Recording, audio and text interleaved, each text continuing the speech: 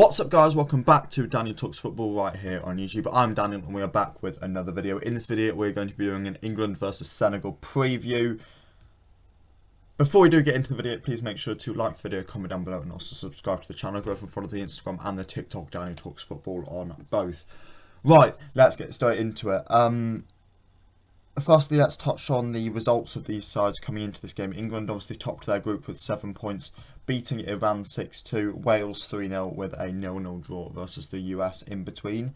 Senegal, not quite as easy to get through to the knockout stages. They finished second with 6 points after beating Qatar and Ecuador. They weren't overly convincing against Qatar. Ecuador, I thought they looked fine. I thought they looked okay versus Ecuador.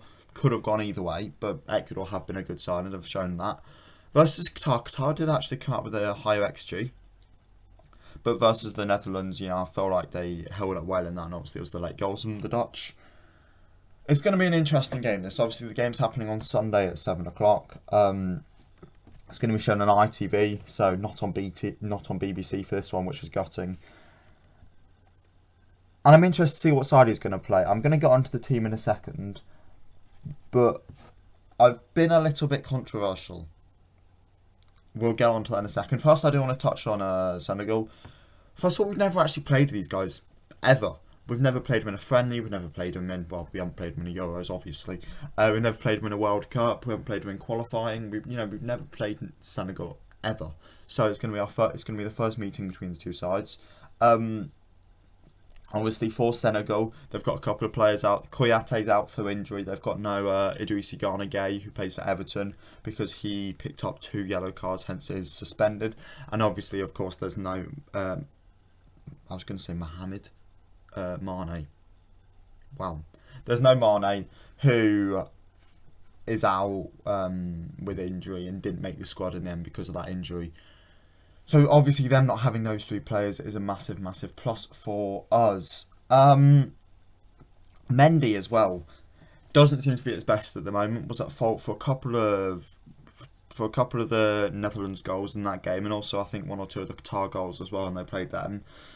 Not at his best, and hasn't been at his best for Chelsea this season. Obviously he ended up getting dropped when he was kind of injured or ill for Kepa. And then didn't manage to get back into the side until Kepa got injured. Then Mendy came back in. And that's one of them. But he's not in the best form at the moment. And that's something England can definitely get out. And you can see with my team selection that I have picked a side to go at teams. I've got 2 kind of sides that I have thought about.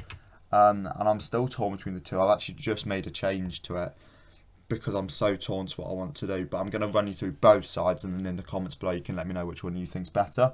Before we do obviously get into the teams, I do need to touch, obviously Ben White has gone home. I did a short and a TikTok and a reel about this. It was announced on Wednesday evening that Ben White is going home for personal reasons, so we respect his privacy during this time. And there's not going to be a replacement for this. I've seen people on social media asking for a replacement. You can't replace a player in knockout football. That's not how it works. He was part of the 26-man squad, and that now means we have a 25-man squad to work with because he has gone home. So you can't replace Ben White. We'll stick with the squad we've got, and I think we can still go far with this kind of squad.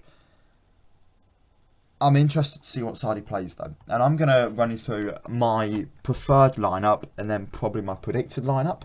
My preferred lineup, I've gone for Pickford and goal. I think, he'll do that anyway. Shaw at left back, Slabhead centre back, Stones centre back, and then Walker right back. I think that should all be certain.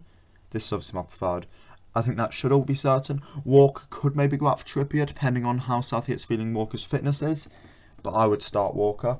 We've then got Rice and Bellingham as the 2 sitting players. Yes, I've put Bellingham back to a sitting position. Again, this is what I want to play, not what I think Southgate will play.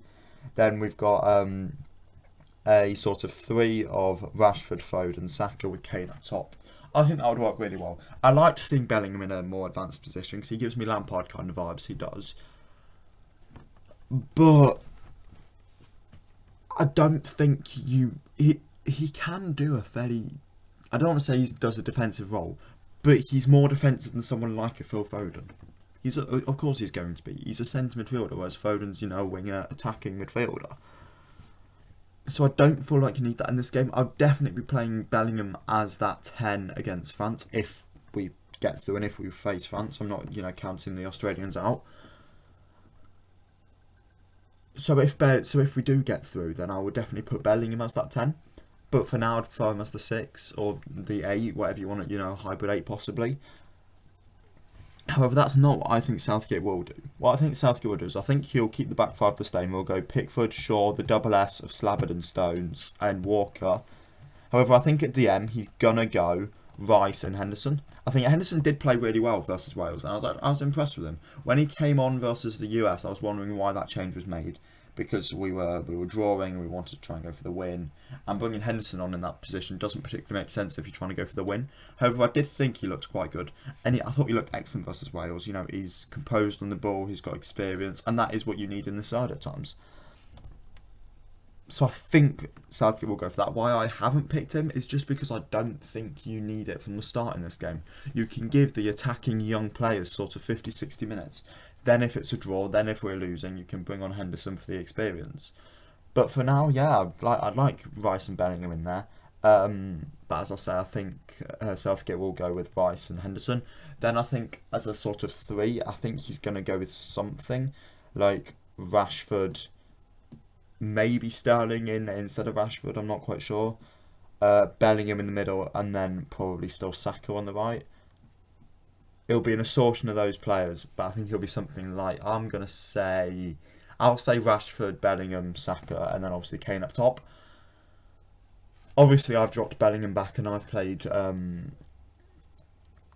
I've gone for Foden instead of Bellingham. I like Foden. I think he's attacking. He offers us something new in the side, and I would really opt to play him. I think he offers us something new, and yeah, I would go Foden. For my prediction for this game, Senegal look good, So what I'm going to say, and I'm going to be really annoying here, is we have a prediction video coming out on the channel tomorrow of me predicting the whole knockout stages, basically. So I'm going to go through, I'm going to do all the branches, and I'm probably going to predict the rest of the tournament. So, you're going to have to wait for that. And I'm not going to tell you now. It'll be coming out probably 10, 11 o'clock tomorrow, depending on how early I get up to record it, or if I even record it tonight. I haven't quite decided that yet. But that'll be coming out on the channel tomorrow, so make sure you stay tuned. There was another video that came out on the channel earlier today, so make sure to go check that out. That would have been about how Germany have been knocked out and how Japan are through. All of that crazy group that happens. Please do go check that out. And then there'll be another video out later tomorrow, as well as the one I just mentioned, which will be my sister's knockout predictions. My sister, who doesn't have much club football, so that should be interesting. But yeah, thank you all for watching this video, and I'll catch you all again in the next one. See ya!